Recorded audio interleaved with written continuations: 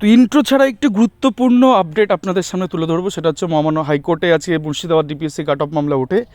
সেক্ষেত্রে সুবীর সান্যাল স্যারবাবু একদিনের অ্যাডজর্নমেন্ট চেয়েছেন। তার কারণ হচ্ছে তিনি গুছিয়ে উঠতে পারেননি এখনও ডকুমেন্টগুলো।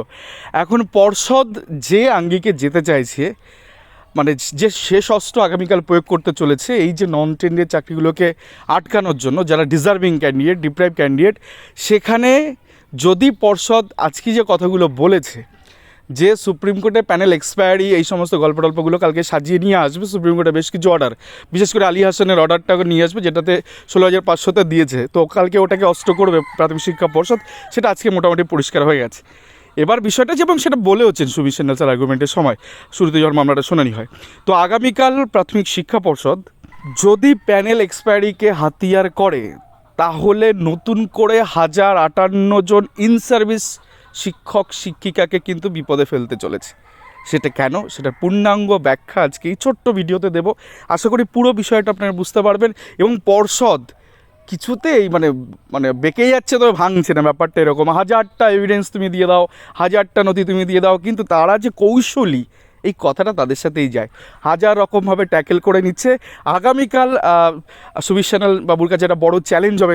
কালকে তরুণজ্যোতি তিওয়ারি পার্সোনালি অ্যাপিয়ার করবেন, সেখানে সেই মামলাতে প্যানেল ম্যাডাম দেখবেন, এবং সেক্ষেত্রে সুদীপ্ত দাশগুপ্ত বাবুর অলরেডি তার অ্যাপয়েন্টমেন্ট পেয়ে গেছিলো, দেন টার্মিনেশন টেনেছে, একাধিক বিষয় রয়েছে।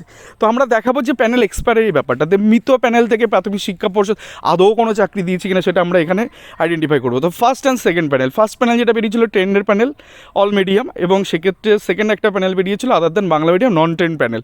তো সেই দুই ক্ষেত্রে 31/1/2017 প্যানেল প্রকাশিত, মানে প্যানেলের প্রকাশের একটা ধোঁয়াশা, মানে কেউ দেখতে পায়নি, বাট প্রকাশিত হয়েছিল 11,045 ট্রেন এবং 2514 জন আদার দেন বাংলা মিডিয়াম নন টেন। থার্ড যে প্যানেল প্রকাশিত হয়েছিল সেটা হচ্ছে নন টেনের প্যানেল, যেখানে 26,844 জন সিলেক্টেড হন, যেটা কেউ এখনও দেখতে পাননি।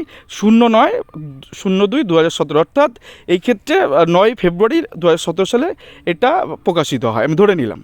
তাহলে এই মোতাবেক যদি আমরা প্যানেলটাকে লাস্ট যে থার্ড প্যানেল বেরিয়েছে সেটাই যদি ধরে নিই, 9/2/2017 থেকে নন টেন প্যানেল প্রকাশিত হয়েছে, তো সেক্ষেত্রে প্যানেলটা এক্সপায়ার করে যাওয়ার ডেট হচ্ছে 08/02/2018, মানে একদিন কমে গেলে তবে 365 দিন হবে। তো 8ই ফেব্রুয়ারি 2018 সালে এই প্যানেলটা মৃত। এরপরে এখান থেকে আর কোনো নিয়োগ হয়নি। আমি 5% অ্যাডিশনাল প্যানেল আর অন্য জিনিসগুলো আমি সাইডে সরিয়েই রাখলাম। এবার বিষয়টা হচ্ছে, এই যে প্যানেল এক্সপায়ার করে যাচ্ছে, নিশ্চয়ই প্রাথমিক শিক্ষা পর্ষদ এরপর কাউকে নিশ্চয়ই অ্যাপয়েন্টমেন্ট ইস্যু করবে না, কারণ কালকে সেটাকেই তো হাতিয়ার করে যে এক্সপায়ারি প্যানেল থেকে চাকরি হবে না। তো প্রাথমিক শিক্ষা পর্ষদ কী করেছে এন্টার সিচুয়েশন আপনাদের দেখাবো।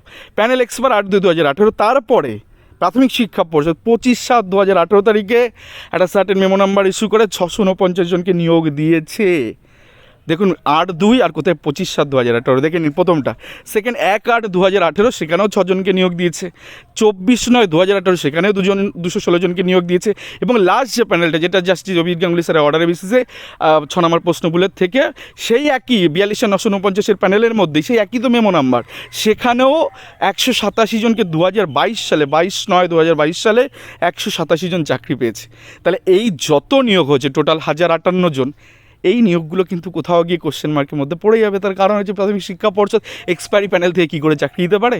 যদি অ্যাডিশনও হয় যে এরা দুর্নীতির কারণে বা পর্ষদের ভুলে এরা পায়নি, কোর্ট অর্ডার করেছে, তাহলে কোর্ট যদি 22-এ গিয়ে অর্ডার করে, প্যানেল তো এক্সপায়ার 18 সালে, সেখানে যদি প্রাথমিক শিক্ষা পর্ষদ মেনে নিয়ে নিয়োগ দিতে পারে, তাহলে ভাই 24-এ কেন নয়?